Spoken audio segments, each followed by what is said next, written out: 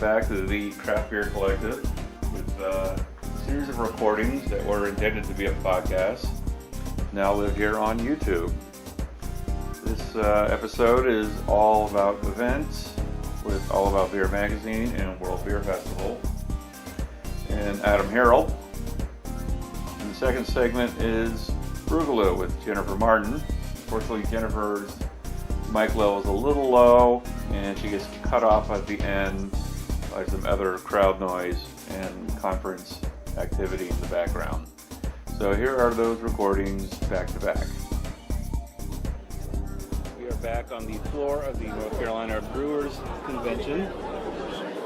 December 2. We've got All About Adam Harrell here from All About Beer Magazine. First, tell me what your role is there at the magazine. And actually, the magazine does a lot of other things besides a print publication. It started out as a print publication. My official title is Director of Beer Programs. I manage the beer reviews, beer content for All About Beer Magazine. In addition to our festivals, we own the World Beer Festival brand. We have 5 festivals, focused mainly in the Southeast, with an outlier in Cleveland, Ohio. And so I work with the wholesalers and suppliers, sourcing beer and curating the beer list. Nice. So that's in Raleigh, Durham, Columbia. Who else? Who am I missing? Raleigh, Durham, Columbia, Cleveland, Ohio, and then not a World Beer Festival branded festival, but we started in Charlotte this year with the North Carolina Brewers Celebration, which was a little bit different model that we played with. It was not only was it all North Carolina breweries, but we brought in supporting industry as well. So we had bottle shops from across the state pouring a variety of beer. We had farmers and growers that were talking about their practices and pouring beer from North Carolina breweries that are making beer with their ingredients. So, That's really expanding the beer fest format a little bit, including a lot of other types of vendors. Cool. You are here at the convention, like I am. What are you? What is All About Beer Magazine trying to communicate to the brewers here today? It's twofold. There are new breweries that are opened up that may not know who All About Beer Magazine is, even though we've been around for 35 years. So we're here to introduce them to our content and our work. In addition to talking to them, breweries very small to very large, about ways that All About Beer Magazine can help market their brands, whether it's through print, digital, social media.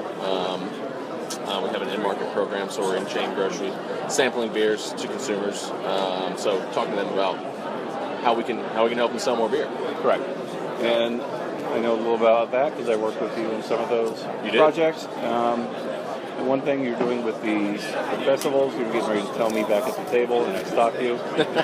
You stopped you because you're getting ready to go into sales mode, and I'm like, hey, save sales mode for... Hit the brakes. For the radio, buddy. Hit the brakes. Let's do that. So we are looking... So in 2016, we're always looking to expand our festival footprint. It's a great opportunity for us to grow our audience and to bring the content of our magazine to life. In 2016, we're going to look to partner with more festivals, existing festivals, and help them, improve their beer program or bring our educational content to their event to improve the experience for the festival goer.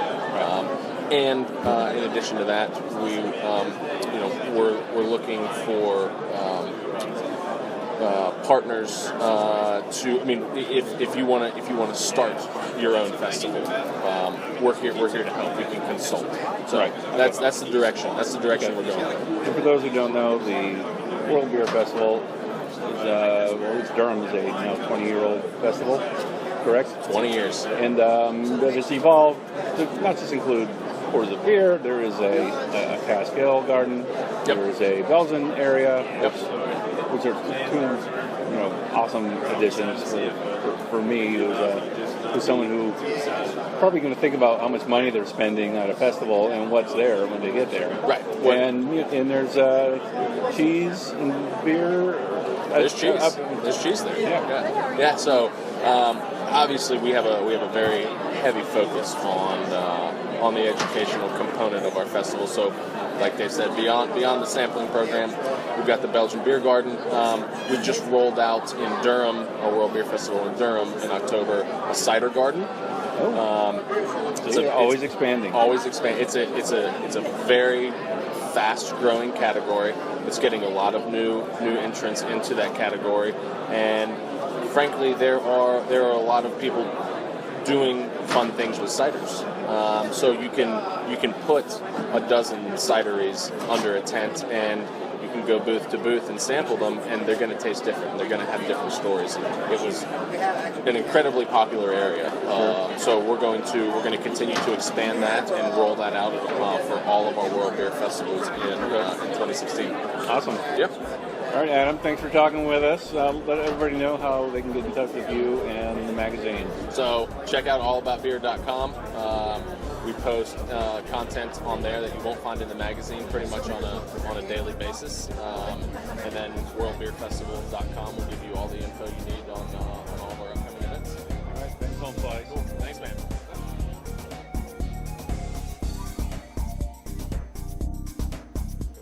Start now. This is Craft Beer Collective. We are on the floor of the North Carolina Brewers Guild Conference. I have Jennifer Martin from Shop Local Raleigh, who's also responsible for the state's biggest beer event. It's called Brewgaloo.